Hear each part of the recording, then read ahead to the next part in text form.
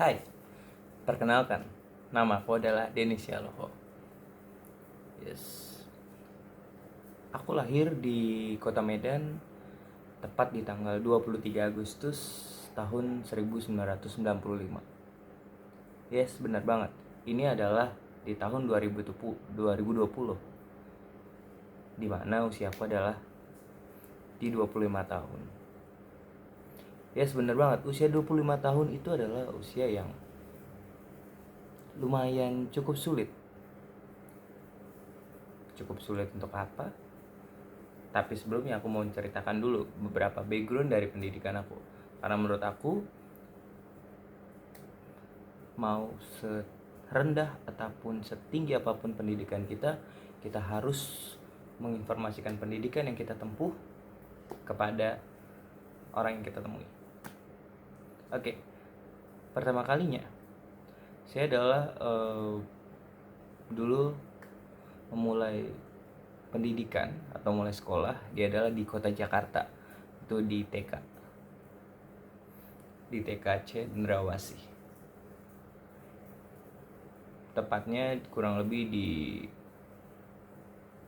Jakarta Selatan, di Kebayoran Lama, Gang Kubur. Buat kamu yang tahu silahkan. Dan kemudian saya melanjutkan pendidikan di SD 05 Pagi di kota Jakarta juga. Buat kalian yang tahu, alamatnya sama seperti TK saya tadi. Dan kemudian di tahun 2003 saya harus berpindah tempat. Yang tadinya di Jakarta, kemudian saya harus ke kota Semarang. Nah, di mana peralihan bahasa waktu itu sangat sulit buat saya.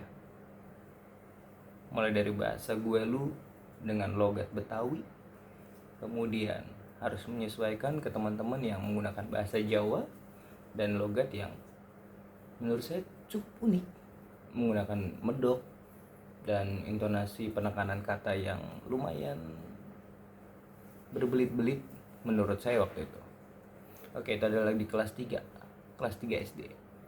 Dan pengalaman saya yang cukup berat waktu itu adalah di mata pelajaran bahasa Jawa. Bayangin, karena saya harus memahami, mengerti, mulai berbahasa dan menulis yang namanya aksara Jawa. Apa aja itu? Itu adalah ada Hon Coroko Doto Sawolo Podo Joyonya Mogo Botong. Itu kurang lebihnya. Mohon maaf kalau salah. Dan kemudian saya akhirnya lulus di SD negeri tersebut, yaitu namanya adalah SD Negeri Kedung Mundu 01. Waktu itu sebelumnya namanya adalah Gemah 02. Kemudian ketika saya lulus ganti namanya menjadi SD Negeri Kedung Mundu 01. Oke. Kemudian saya melanjutkan pendidikan di sekolah menengah pertama atau SMP, yaitu di SMPK Santo Yoris Semarang. Buat teman-teman yang tahu, silahkan komen juga boleh. Kemudian saya menyelesaikan pendidikan itu masih sama juga hal yang saya temui. Yang saya temui adalah saya masih sulit menggunakan bahasa Jawa dan menulis aksara Jawa pada waktu itu. Dan mau gak mau saya harus memberikan wajah yang kasihan untuk guru bahasa Jawa. Itu mungkin kurang baik, tapi buat kalian yang inilah yang mungkin yang dialami saya dan juga teman-teman yang berpindah-pindah daerah ketika waktu masih mudanya, jadi sulit untuk mendapatkan teman, kita selalu bergaul dengan orang baru. Oke, dan akhirnya saya lulus di tahun 2010 dari SMP Santo Yoris Semarang. Buat teman-teman yang menonton video ini, saya ucapkan hai, salam kenal. Buat teman-teman yang alumni SMP Santo Yoris Semarang. Dan kemudian akhirnya saya meneruskan pendidikan kembali di sekolah menengah atas, yaitu adalah SMA Negeri 14 Semarang. Di situ saya mulai dewasa, mulai bertumbuh, mulai bisa memahami bahasa, mulai memahami karakter orang, dan akhirnya saya cukup bisa bersosialisasi terhadap teman-teman yang menggunakan bahasa Jawa. Oke. Dan kemudian di SMA itu saya sempat teman-teman, mengikuti beberapa ekstrakurikuler. Yang pernah saya ikuti adalah pramuka. Itu sangat wajib, karena buat teman-teman nih saya mau sampaikan juga, mungkin teman-teman yang sekarang lagi ngalamin yang namanya males nih ikut pramuka, ngapain sih, buat apa sih, ini kan kota, kita kan tinggal di kota bukan di kampung, tidak ada hutan. Saya cuma bilang, teman-teman, emang kita makan itu harus di meja makan? Kan enggak gitu loh. Kita makan bisa di mana aja. Sama teman-teman, kalau kita ikut pramuka, belum tentu kita harus tinggal di hutan. Bisa juga tinggal di kota mengetahui pramuka. Karena pramuka itu belajarnya bukan cuman untuk bertahan hidup menurut saya. Mungkin teman-teman ada yang suka mikir, tapi buat saya pramuka itu bukan cuma untuk bertahan hidup, tapi pramuka itu adalah merupakan bagian cara kita berpikir menggunakan otak kiri gitu, menggunakan insting kita, menggunakan feeling kita terhadap kegiatan kita sehari-hari, seperti itu. Oke, dan kemudian akhirnya saya naik kelas 2. Nah, tapi nih teman-teman, saya sedikit berbagi cerita lagi. Kala itu saya lumayan mengalami beberapa hal yang cukup ini deh. Karena waktu SMA kelas 1, pada waktu itu kelas 1 masih reguler ya. Nah, waktu itu saya pengen masuk di IPA waktu kelas 2-nya. Nah, ternyata nilai untuk mata pelajaran saya fisika itu tidak mencukupi, tidak memumpuni untuk masuk kelas IPA. Padahal kalau untuk nilai biologi dan nilai kimia saya waktu itu top. Untuk kimia saya ada di angka 8. Untuk biologi kurang lebih juga di angka 8. Seingat saya ya, waktu itu. Jadi dan sedangkan nilai fisika saya itu adalah di 6,5, teman-teman. Wah, itu rasanya gimana ya teman-teman waktu itu ya, karena masih ambisius kan waktu itu, seperti itu. Jadi kayak dunia ini gelap. Nah, ternyata akhirnya saya harus memasuki kelas IPS, karena semua nilai IPS saya adalah 8,5 kayak gitu. Dan akhirnya saya masuk IPS. Nah, memang waktu itu saya dibantu juga oleh keluarga, diingatkan, disupport, tenang aja, semua itu kita bisa menjadi bintang itu di mana aja. Betul. Dan akhirnya benar teman-teman, dengan saya memegang erat itu, yang tadinya nilai saya sedemikian rupa cukup aja lah ya, C ya, ternyata di kelas 2 teman-teman saya akhirnya mendapatkan ranking 1. Wow, amazing banget sih. Tapi sayangnya waktu itu, ketika saya mendapatkan ranking 1 di sekolah saya waktu itu, tidak ada yang namanya ranking. What? Kesel banget gak sih ketika berdasarkan rata-rata nilai rankingnya itu ranking 1, tapi di keterangan rapot itu tidak ditulis, karena memang waktu itu sekolah tidak memberikan ranking. Oh my god, kesel juga di situ teman-teman. Ada rasa kesel banget. akhirnya ketika kesal itu saya agak lemes sih teman-teman, tapi saya menjadikan itu, saya tidak langsung lemes itu, saya masih percaya diri. Akhirnya saya meranking, nilai nggak turun teman-teman, nilai sama, tapi rankingnya yang turun, jadi ranking 2 atau 3 gitu.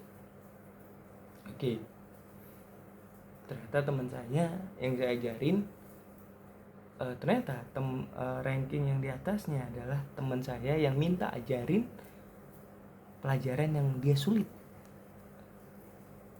Ya tapi saya nggak marah di situ, saya nggak marah teman-teman, saya nggak marah sama sekali. Tapi saya bisa menjadi berkat buat orang lain, saya bisa berbagi sesuatu hal kecil dan menjadikan itu tumbuh. Saya sangat belajar banget di situ. Dan akhirnya saya naik kelas 3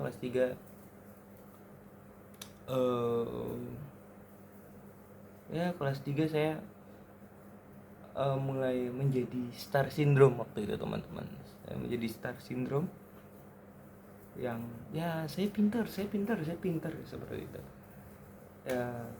Dan akhirnya menjadikan saya harus turun peringkat lagi jadi tingkat 5 dengan nilai yang tetap, tapi rankingnya turun gitu. Tapi kalau teman-teman tadi bilang tuh kali katanya nggak ada ranking, kok tahu? Karena saya mengkomunikasikan itu terhadap teman-teman saya, menanyakan bagaimana, seperti itu. Oke, dan akhirnya kelas 3 semester 1 dengan 5 kira udah ujian nasional. Oke, udah selesai. Dan nilai saya cukup lupa sih nilai saya berapa rata-ratanya, tapi saya cukup bangga dengan nilai saya itu, sangat bangga karena saya bisa menjadi lulusan.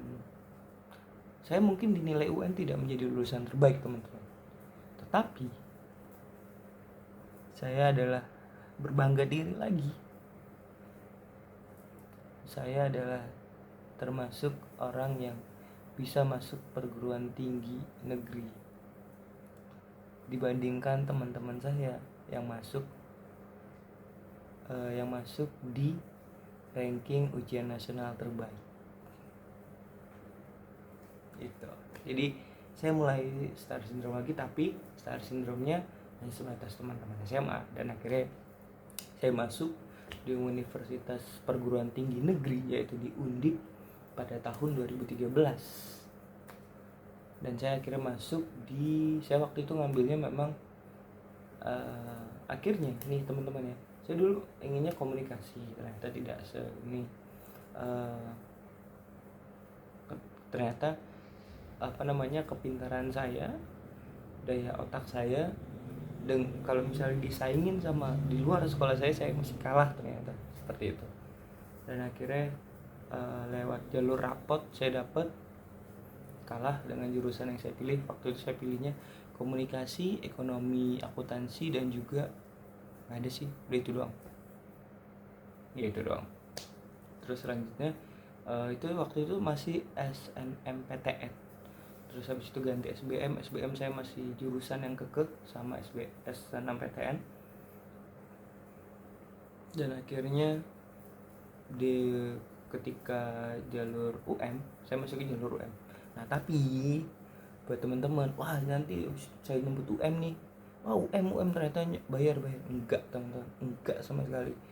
Nah waktu itu buat teman-teman yang nonton bisa cek juga bahwa di tahun 2013 UM itu no kaleng-kaleng. UM itu lewat jalur tes semuanya, nggak ada yang namanya pakai uang gedung, uang dan lain-lain, no.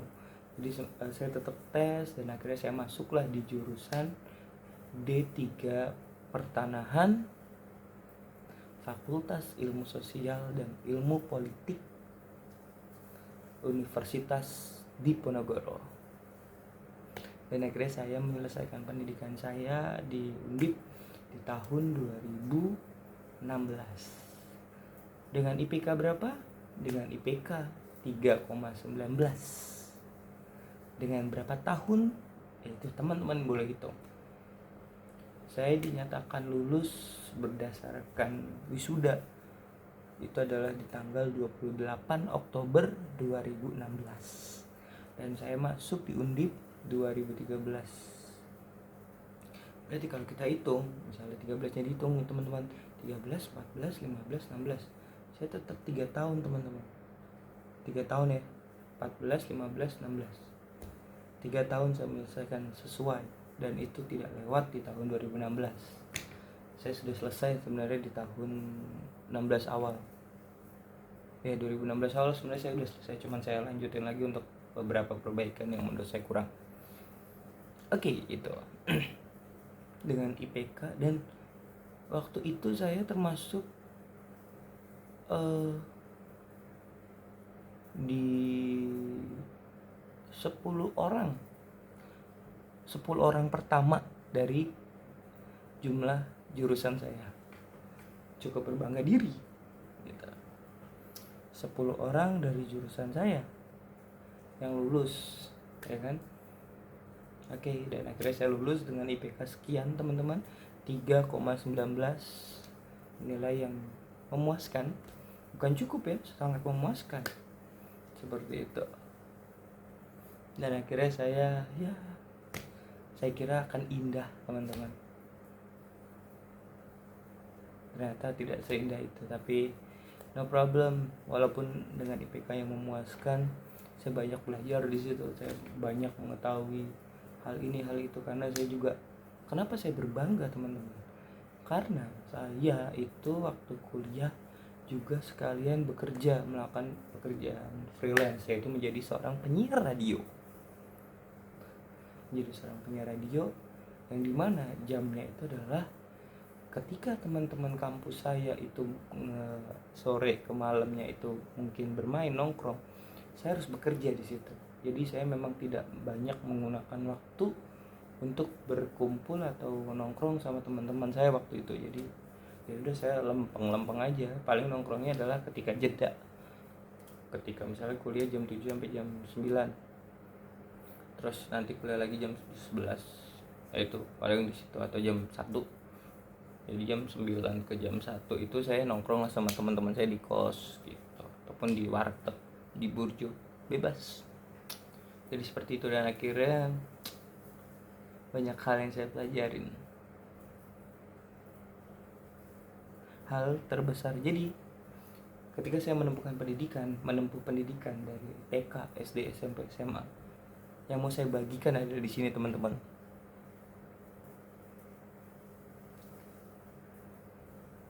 Jangan pernah teman-teman itu sepele meragukan kemampuan teman-teman sendiri, dan juga jangan pernah teman-teman meremehkan kemampuan orang lain. Tetapi jangan juga teman-teman menjadikan teman kamu itu adalah lawan. Tetap bantulah teman kamu.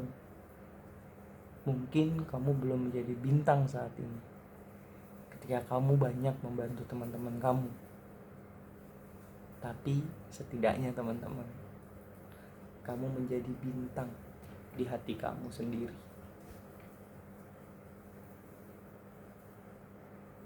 Yes, bintang kecil pasti akan jalan menuju tempat yang besar. Apakah mungkin gak sebaliknya? Mungkin teman-teman tidak ada yang tahu. Ya, mungkin teman-teman saat ini masih merasa gue banyak bantuin orang, gue banyak nolong orang, kenapa hidup gue begini-begini aja? Saya cuma bilang, mungkin ada yang salah sama kamu. Mungkin kamu kurang tulus. Mungkin kamu masih ragu. Itu aja. Oke? Jadi buat kalian yang sekarang masih menjadi bintang kecil dalam hati kamu, dalam hati teman-teman sendiri, jangan berkecil hati. Tetap semangat, tetap berusaha, tetap berpikir, tetap lakukanlah hal yang sama. Karena nge-branding diri sendiri adalah bukan karena brandingan awal, tapi gimana kita itu adalah terus